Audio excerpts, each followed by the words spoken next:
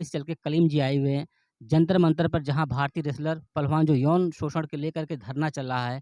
आपको बता दें कि कलीम जी लगभग यहाँ धरने में काफ़ी इनकी सहभागिता है, काफ़ी जो कि ज़ोर-शोर से लगे हुए हैं बच्चों के न्याय दिलाने के। कलीम जी क्या लगता है ये धरना क्यों बार-बार सरकार को क्या आदत पड़ गई धरनाजीबी भी बोल दी सरकार, क्या लगता है? देखिए, ये जो सरकार जो जिद पर अड़ी हुई है, हम तो यही कहते हैं ना कि सरकारें जिद्दी नहीं होती हैं।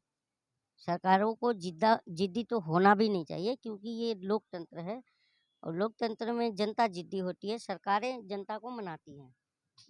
ये मुझे दिख रहा है कि टोटल विपरीत है, क्योंकि आज मतलब जो भी है, अगर मान लीजिए हम तो जनता हैं, हम बार-बार कह रहे हैं कि हमें क्या चाहिए, सत्ता और जनता के बीच ट्रांसपेरेंसी चाहिए।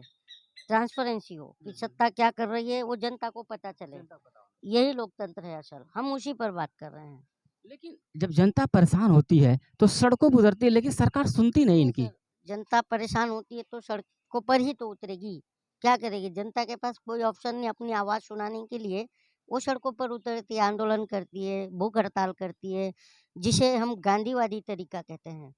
भूख हड़ताल, चाहे धरने पर बैठना, ये तो गांधीवादी तरीका है और हम गांधीवादी लोग हैं। हम गांधी को मानने वाले लोग हैं। खुद हमारे प्रधानमंत्री जी बाहर विदेशों में जाते हैं तो गांधी की प्रतिमा पर माला डालते हैं। अभी आप जापान गए तो भी देखा आपने। तो ये गांधीवादी विचारधारा है, ये कोई गलत नहीं है। कलिंग जी जब अंग्रेजों को भारत से भगाना हुआ यहाँ से, तो देखा है कितना बड़ा आंदोलन हुआ। लेकिन आज हमारे देश में भी न्याय के लिए आंदोलन किया जा रहा है। क्या भारत स्वतंत्रता के नहीं, बाद भी यही लगा पड़ा देखिए है? ये गलत कहूँगा, क्योंकि कोई भी आंदोलन जो है, कोई ये नहीं है कि ये जो बीजेपी की सरकार में ही हुआ है। हम मैं जो है अन्ना आंदोलन में भी जुड़ा हुआ था, तो वो तो कांग्रेस की सरकार थी, तो अभी भी हमने आंदोलन किया था, क्योंकि वो भी हमें आंदोलन लंबा चला था वो भी काफ़ी। आंदोलन लंबा चला। तो कोई भी सरकारें हों अपने जो है बचाव करती ही हैं। मैं मानता हूँ कि सत्ता सच सुनने की आदत नहीं रखती है। सरकारें बचाव करती हैं। सरकारें बचाव कर रही हैं कि एक व्यक्ति का बचाव किया जा रहा है, यह भारतीय पहलवानों के वही सामने। तो हम जानने के लिए अब पूरा देश मतलब ये है, उत्सुकता है देश में कि भाई ये इतना मतलब इंटरेस्ट लेके सरकार एक व्यक्ति को क्यों डिफेंड कर रही है। जबकि ये जो बात है, ये अब जो बात है लड़ाई है, ये सिर्फ और विनेश फोगाट और साक्षी मलिक का ही नहीं है, इस देश की सारी बेटियों का है ना। कि मान लीजिए जब ये एक इंटरनेशनल खिलाड़ी है, जब इनकी ना सुनी जाए तो गांव में जो गरीब की बच्चियां हैं, उनकी कौन सुनेगा?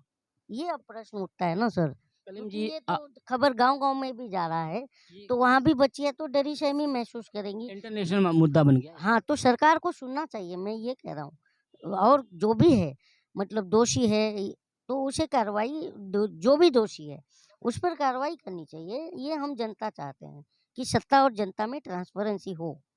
कलिंग जी जैसे अभी जो मामला चल रहा है यौन उत्पीड़न का, नहीं लगता कि जो गाँव गिराव की बच्चियाँ उनमें डर पैदा होगा इस माहौल को सर मैं देखकर? वही तो कह रहा हूँ, अब ये महिला सम्मान की बात है। अभी तो सारी देश की महिलाएँ तो अभी आने वाली हैं, तो अब महिला सम्मान की बात है ना सर। हमारा देश हमेशा महिलाओं का सम्मान हाँ, किया है। यही बात है ना, तो अब नारियों का जो हमारे देश में सम्मान इतना है कि उन्हें देवी मान करके पूजा जाता है, कन्या पूजी जाती है हमारे देश में। तो इस तरह का क्यों हो रहा है?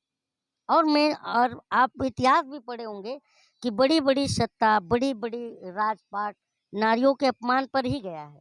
जैसे कि आप महाभारत ले लीजिए, हाँ, एक नारी पे हुआ था। गया सोने की लंका जली नारी नहीं के अपमान महाभारत पर। आप महाभारत की बात की, महाभारत तब तक नहीं हुआ, जब तक आपस में भाइयों का लड़ाव था, तब तक नहीं हुआ। लेकिन जब एक नारी पे हाथ डाला तो गया, तो कितना बड़ा जो कि नारी का युद्ध बहुत हुआ। नारी का बहुत बड़ा सम्मान हमारे देश में है, इसलिए मैं बता रहा हूँ ना कि इतिहास में भी जाइएगा और ज़्यादा दूर मत जाइए। वो तो बहुत पुराना इतिहास हो गया कि लंका जल गई सोने की नारी के अपमान पर। महाभारत हो गया नारी के महाभारत अपमान हाँ, पर। वो ज़्यादा दूर नहीं है। अभी पिछली जो सत्ता गई, वो भी निर्भया वो के, भी निर्भया कांड को लेकर के तो वो हुई भी थी। नारी के अपमान पर गई।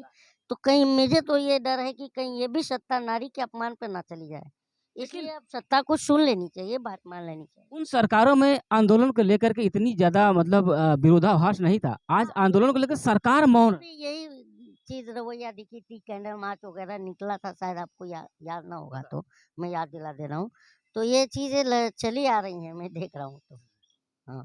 कलिम जी एक प्रश्न करते हैं हमें कि जो भारतीय पहलवान है, जो रेसलर हैं, जब इनके साथ देखिए, उत्पीड़न मैं हुआ। इसीलिए तो कह मेरी भी एक बेटी है, आपकी भी होगी बेटी घर बेटी भी में, मेरी भी 7 साल की तो है। सबकी बेटियों पर सवाल है ना, कि आज हम ना बोले, तो आगे फिर ऐसी इस तरह की प्रकरण होगी, तो कौन सुनेगा? तो जो भी सत्ता बाद में आएगी, वो इनको देख करके उन्हीं का रवैया अपनाएगी ना। हम नहीं चाहते ऐसी चीजें हो।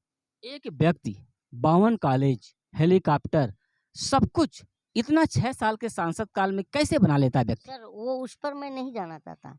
क्या है कि देखिए हमारे जो जो भी न्याय की बात हम कर रहे हैं ना, उसे हम दौलत पैसे से ये सब से नहीं तोड़ते हैं ना, इस चीज की तरफ हम देखते हैं। हम ये चाहते हैं कि देश से बड़ा तो कोई नहीं है, देश से और कानून से और संविधान से बड़ा कोई नहीं है, मैं ये मानता हूँ। एक व्यक्ति कह रहा कि अगर प्रधानमंत्री कहें तो हम इस्तीफा दे देंगे। क्या देखिए लगता है? उस व्यक्ति की बात पर ज्यादा विशेष ध्यान देने की भी जरूरत नहीं। वो व्यक्ति तो बहुत कुछ कह गए हैं, 15 रुपए का मेडल, पैसे लौटा दो, ऐसा फोटो खिंचाया, पहले क्यों नहीं बताया? तो ये सब बातें जो है ना मतलब ये मतलब आहत कर देने वाली बात है कि यार। एक बात ये है कि 15 रुपए का मेडल, ये सम्मान को 15 रुपए में तौला जा रहा है, क्या सर मैं कहेंगे? यही कह रहा हूँ कि 100 जब कोई भी खिलाड़ी मेडल, व्यक्ति की सोच क्या है? जब एक कोई अध्यक्ष की सोच क्या है? सोच की बात मैं नहीं कर रहा हूँ, मैं मेरी सोच बता रहा हूँ। आपकी क्या सोच है उसको मैं जज नहीं कर सकता। मैं अपनी सोच बता रहा हूँ कि अगर मान लीजिए कि अगर आप कोई भी खिलाड़ी हो, मेडल ले आता है, कप ले आता है, तो पूरे देश 140 करोड़ लोगों का गौरव मान बढ़ाता है। और उसको अगर आप पैसे से उसकी तुलना कर देंगे, तो ये सब पूरे देश का अपमान है, पूरे देश के लोगों का अपमान है। व्यक्ति की मानसिकता एक अध्यक्ष होकर डब्ल्यूएफआई का नहीं ऐसी होना ऐस चाहिए, ऐसी हाँ? मानसिकता नहीं होनी अच्छी चाहिए। मानसिकता है। नहीं होनी चाहिए, यही तो मैं कह रहा हूँ कि नहीं होनी चाहिए, क्योंकि आप उनके गुरु रह चुके हो। और हमारा देश क्या कहता है, हम बचपन से पढ़ते आ रहे हैं, गुरु गोविंद दोऊ खड़े काको लागो पाए, बलिहारी गुरु आपने गोविंद दियो बताए। तो बस आगे क्या कहना। आगे क्या कहना है, सही बात है। अब हम बात करते हैं इस सरकार को लेकर के।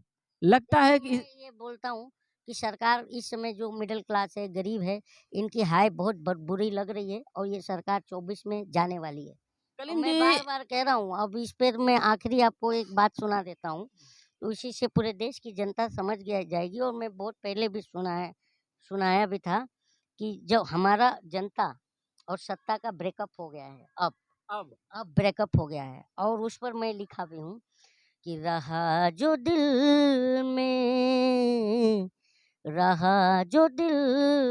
तरक्की का बादशाह बनकर, नजर चुराता है अब वो ही बेवफा बनकर, बेवफा बनकर।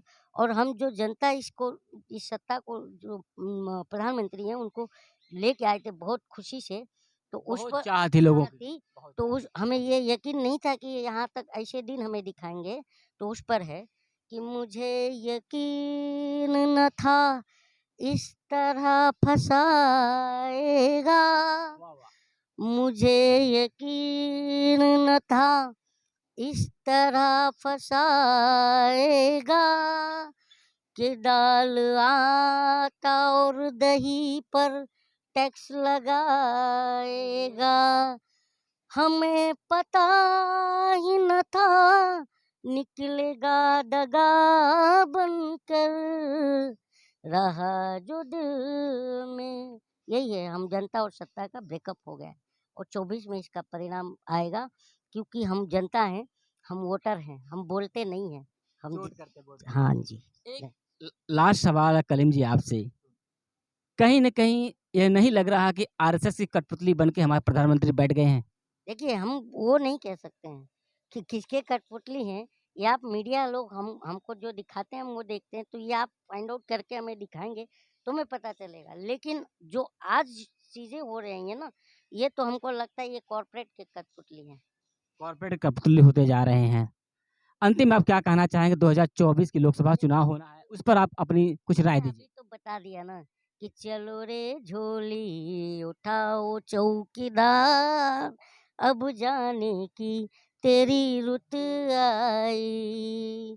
चलो रे झोली उठाओ चौकीदार, अब जाने की तेरी रुत आई। और हमने पूरी जनता ने उनको पलकों पे बिठाया था। उस पर है कि इन नैनों की तू था मोती, बातें तेरी निकली झूठी, वादों में तेरी कोई जोर नहीं है, वादे तेरे सब हवाई होती है, जल्दी झोला उठाओ चौकीदार, अब जाने की तेरी ऋत आई। यही हम अब गली गली चौराहे से पान की दुकान से, चाय की दुकान से, हर जगह से 2024 में ये जनता कहने वाली है। जी। आपके शब्दों में बड़ा मार्मिकता था। कलीम जी, आपने हमें समय दिया, इसके लिए हम बहुत आभारी हैं आपका। आपका भी धन्यवाद और आपके दर्शकों का भी धन्यवाद। अभी आप सुन रहे थे कलीम जी को, जिनकी मार्मिकता आपने सुना होगा।